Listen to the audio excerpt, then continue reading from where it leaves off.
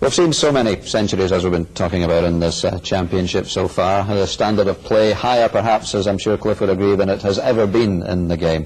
And of course, it's all to do with the quality of the break building and the superb accuracy and control of our top players. And we thought we'd try and get a little bit of an insight into the whole theory of building a big break. And Willie Thorne was the man to give us that insight into the thinking of a top player.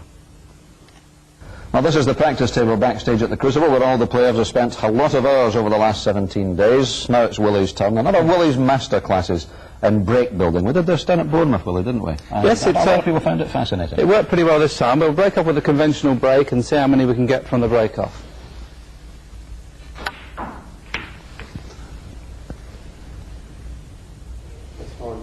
Okay. Right, I've nearly snookered myself, Doug, but we've got a long straight one. We can get on the black if we pot it.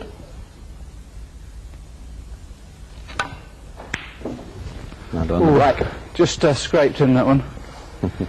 Not ideal on the black, but all we can do here is just roll it in dead weight and try and finish on the red that's next to the black. So nothing to do with the cue ball here, just a little bit of topspin. Just try and roll it in dead weight. Nicely on the red here. It's important not to finish straight on the black all the time, so just roll it in and leave myself about a 7/8 black. That's quite nice. Nicely on the black, choice of two reds. If I hit it too hard for this one here, I'm going to be on this one here. So I'm playing two shots in one here. A little bit of left-hand side just to bring it around the angles. So there's the two cushions. Nicely on the top red. Now, because of break building purposes, I've got to get rid of this red as soon as I can to make this red clear. But I don't quite have the right angle. Well, I can play it here. I'm going to play the run through, just flick off this red, once again go through to the black. So I'm playing the slightly more difficult red, just for break building purposes, really. See now quite clearly that's opened up another red into play. That this time is the only red I can play for. Just screw on and off the cushion, try and finish top side of the red. So you're always thinking a couple of moves ahead, aren't you? Yeah, because when you're going for a big break, Doug, you've got to have options all the time. This time, quite clearly, I need to leave some sort of angle on the black to either go into the pack or play for loose red. So I'm going to try and finish low on the black here. See, purposely finished top side of the black. Don't have the ideal angle here, so it's just a run off the cushion. I can only really play for one red here, but I've got to try, and if I'm going to get on the black, I must try and finish high on this red. So I'm playing nothing with the cue ball. And there's a cue ball just purposely finished in high on the red to make sure it's quite easy again for me to get onto the black. This time, because we've only got one red, it's paramount importance now that if I do get on the black, I really need to have an angle to go into the pack, because I've only got now one loose red I can play for. Right. So it's just a slow roll on and off the cushion to make sure that I leave myself this angle on the black to now go into the pack. When I do a lot of commentaries we do now, this is what is a very difficult pack. If you went full ball into this ball here, it's very difficult to get the white ball away from the pack. So what you really need to do is hit one of them half ball. This is where a little bit of luck comes into getting guaranteed position. Yeah, and the pace is important. Pace is important, yeah. So I've got the half ball nicely. Put a red on the cushion, which doesn't help, but we do have the one red available into the middle. If that had been John Higgins, that'd have been perfect, but you know, there's... Now there's a slight gap through the gap of the reds here, which is the only way I can possibly get onto the black. This is a bit of a delicate shot here, so I'm going to try and play the pot into the middle and try and go through this gap. Now it doesn't matter if I kiss, as long as I don't kiss one full ball, I've got a chance of the white ball forcing through here. So that's the idea here. Well, I've actually gone straight through the gap, amazingly enough. Played that too well. Yeah, played it too good. Now we're in trouble here. Well, because it's a difficult black, we're going to have to be forced into playing the kiss on the red that's on the cushion and hopefully knock it over the middle. A tough shot, this one, Willie. Absolutely. Well, now it's getting quite exciting because I've potted 6 reds and 6 blacks, so now in my mind I'm now thinking of going for the 147. Now it's essential not to get straight on any black. So this time a little stun run through on the red. Yeah, this one rather than this one? Yes, this one here, yeah. No, the outside one. Well done. And we've got a nice angle now on the black to do as we wish, you know. Not many loose reds now, but I think we've just about got a plant in the middle. And so there's one really difficult ball at the moment, isn't there? The one on the cushion. Yeah. But rather than risk going into them not getting on anything, because this plant's not too bad, it's not exactly set, but to keep the break going, I'm just going to stun the white on and off the cushion try and finish in here so I've got nothing to do with the plant but draw back again for the black. So nothing to do with the cue ball, stun on and off the cushion. Just come nicely out for the plant in the middle pocket. Quite lucky the plant was there actually, but this time the plant looks almost a certainty, so long as I don't finish straight on the black, obviously with playing the plant this time it's going to open another 2 reds into the open, so hopefully we'll get on the... So now we've got a few more reds into the open. This is where it gets tricky. Even though the reds are all nicely situated, there's nothing that really goes in the pocket where the natural angle from the black goes. So this is where I'm going to have to risk a kiss. These 2 reds are available, so any kiss on any of these reds is bound to leave me nicely on the 2 reds. Yeah. So I'm just rolling the black in dead weight, no side, on and off the cushion, and into an area where I can get a kiss. Now any sort of kiss is bound to leave me reds to get onto the black. And if I get a bad kiss and not straight on these 2, we'll have an opportunity probably of potting one in the middle. So it can't go wrong then? Hopefully not. So it's just drifted by the black and it's just a case of getting the pace right. Because I've said this before, but it's the absolute certainty where the cue ball is going. The thing is, if I start finishing straight, or this side, you're then struggling. Yeah. If you're going to get, when you're going for 147, a lot of the time it's better to finish high on the black than it is low, because if you finish low, you've now, to stop the cue ball going into baulk, you've now got to be playing cannons on reds. Whereas high, you've always got the chance of playing 1 cushion, 2 cushions, or just straight up here, or round here, so you've always got many more options when you're high. Yeah. Let's just put the pressure on you a bit. 6 reds left. We've already had 9 reds and blacks. How many 147s have you had in your long and illustrious career? 169, but not many lately. The last 3 or 4 years have been, you know, about 1 a year really. I'm really not as good as I used to be. One in the UK? I had 1 in the UK Championship. I got £5,000 for it. If I'd done it the next day, which was television stage, it would have been 100,000. What's 95 grand between friends? Lucky whitehead, I will. Right, we've got a red here that's clearly available. Rather than risk playing a cannon this time, because once I get rid of this red, these 2 are available here as well. These 2 are in a nice position to pot in that pocket, so no need to play a kiss here. The natural angle from cue ball is going to hit this red.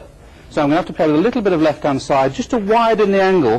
But this is one of those situations, Doug, where I say it's no good me finishing low. Yeah. Because then I've got to go all around the table for the black. So I must finish high. If necessary, finish here, rather than be perfect, because it's very important going for a maximum to get the right side. So a little bit of left-hand side. That's just about perfect. Yeah. Haven't come too far, which is important. If I'd have finished here, you see, I would have to go in and out of baulk, and then it would be virtually, you know, in the lap of the gods to where the cue ball finished. Now in potting this red, everything's available, so nothing to do with the cue ball. On and off the cushion, plain ball, and try nicely on the black again.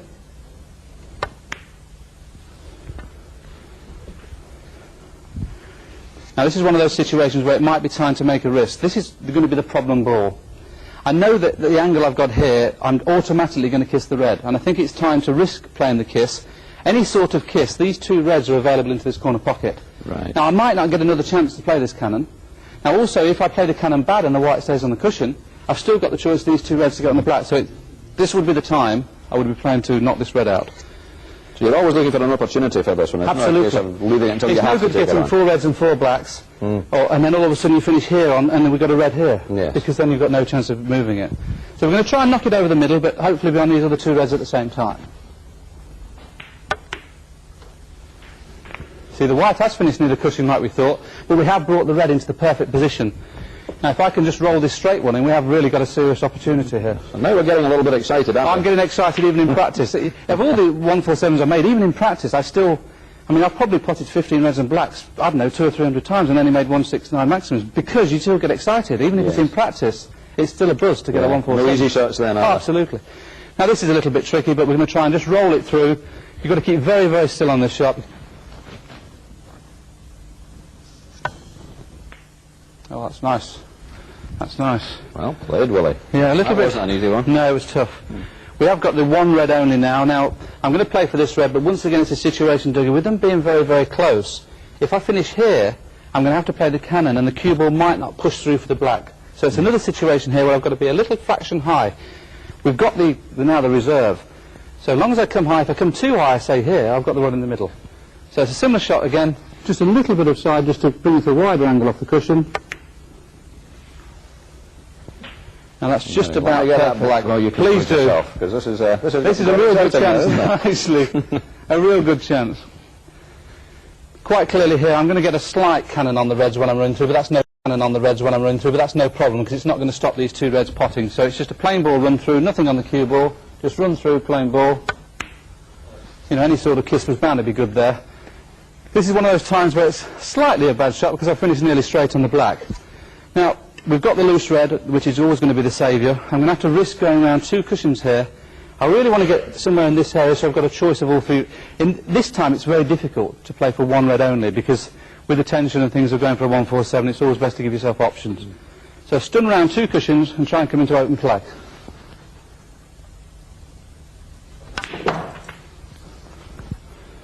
That's pretty good. Bounce. Come on, come off the cushion. That's not too bad, Doug. Yeah, you've got a chance. The angle How big a part does adrenaline play now? You're now within this is touching distance, aren't you? I would now be thinking this is a real good chance. If this cue ball had finished an extra 2 inches higher, this would have been a certainty to pot this red, run through for the black, and then a real good chance. But the angle I have on the red, I'm actually going to have to force through this red. Because if I just play it dead weight, the cue ball is going to stop here somewhere after kissing this second red.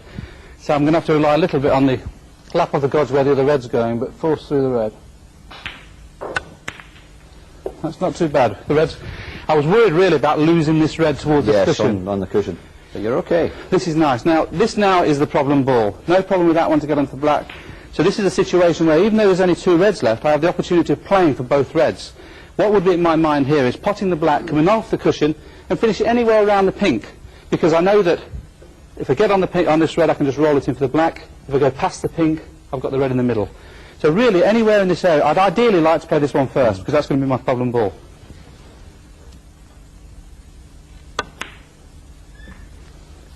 So a little bit too hard for the one I wanted to play for, Doug. You know, I needed really to finish there. So now we've got no problem in potting this red and getting on the black, but this is where it gets really important.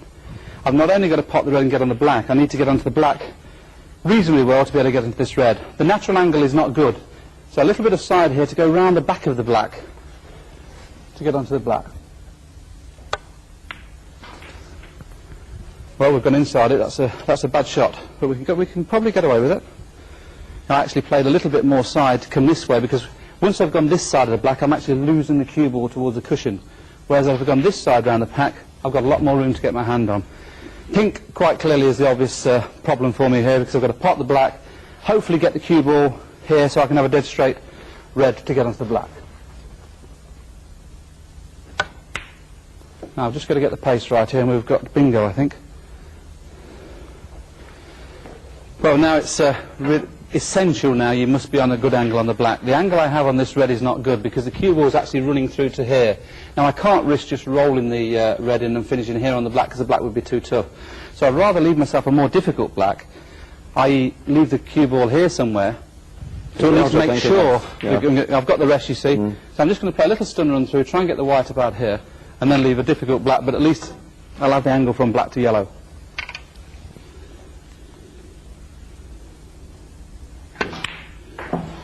See, it's a lot tougher black than you want to play on a 1-4-7, but it gives you the chance of exactly. See, the situation would have been if I'd have rolled it in and finished here, it would have been, you know, a really twitchy yellow, really twitchy black to get the yellow. Because not only have you got to pot the black, you've got to get the pace right through this gap.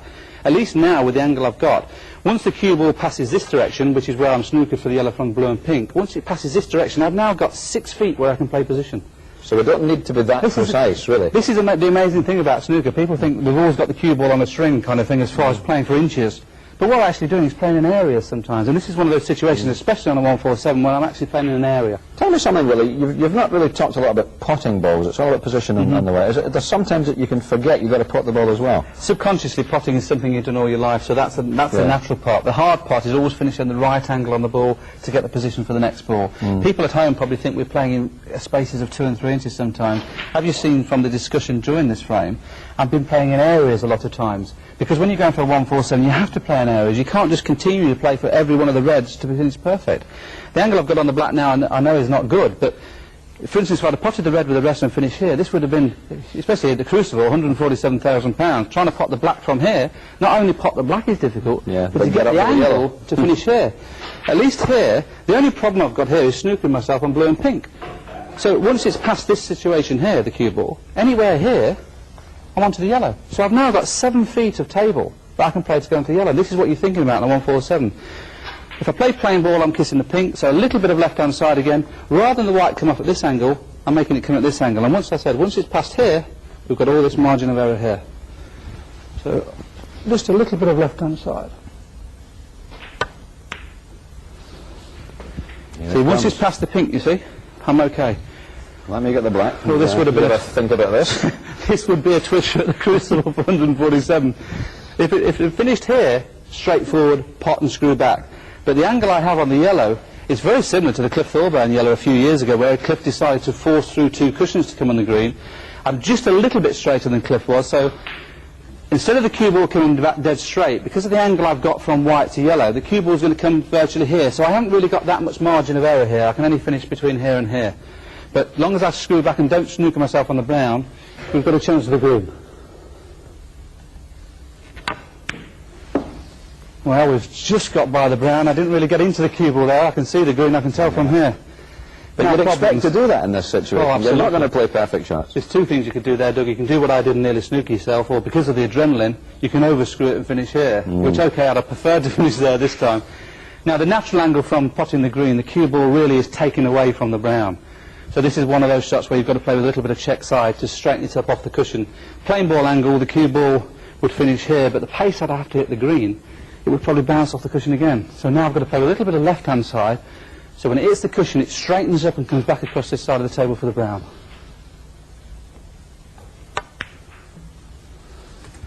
Now I need a bounce. Bounce! Ooh, trouble.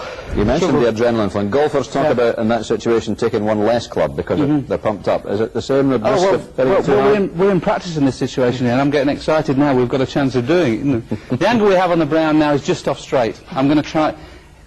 Anywhere in the middle of the table is essential. I'd ideally, obviously, like to finish here, but you can't guarantee it in this situation. I've got to make sure the cue ball gets past at least here, so I'm playing around 2 cushions, and once it's past here, I've got some sort of shot on the blue. I'd ideally, like I said, trying to finish here, but... So run through. Come on, white. Not ideal on the blue, Doug, but we're only 3 shots away. The problem ball here is making sure I don't kiss the black. The natural angle would be coming off this cushion here, so I've just got to play a little bit lower on the cue ball just to make sure I miss the kiss on the black and hopefully finish nicely on the pink in the middle pocket. Slow down, slow down. Whoop. Whew. Pressure. Well, this is perfect. Normally in this situation you would really be shaking. So nothing to do with the cue ball. Roll it in, on and off the cushion. Can't do anything else but be nice on the black. So it's just a case of don't miss the pot. Oh dear. Well, £147,000 at the crucible. How difficult was this black then? Well, normally 100 out of 100. Yeah. In this situation, probably about 95 out of 100. What was it Jack Carr said? Good luck, mate. Brilliant. What can Unbelievable. I say? Absolutely brilliant. I can't believe it. 147,000, I believe. £1.47. There you go, mate. Well done. All that work for £1.47. The great WT in brilliant form. I don't think there's anyone better at explaining just what's going on in a player's mind. However, hands up. I couldn't lie to you. It wasn't really a 147. They're not quite that simple. Willie did miss a couple of balls. And also hopefully on the 2 reds. Quite early on, actually. When you look at the number of reds there. Yes, this could be a long one, this one, boys. This is a bit tough. So they really aren't quite that easy to achieve, but for all that, still, I thought, superb explanation, Cliff. You enjoyed that, didn't you? That was very good, you know, and obviously, you know, I mean, the players that are, you know, actually getting close to that stage, even, you know, if they made possibly 7 or 8 blacks in a row, that, you know, that was very, very informative and, you know, very enlightening. You've been there. You know what it feels like. In fact, we can remind everyone again of that famous 147 which Cliff scored here in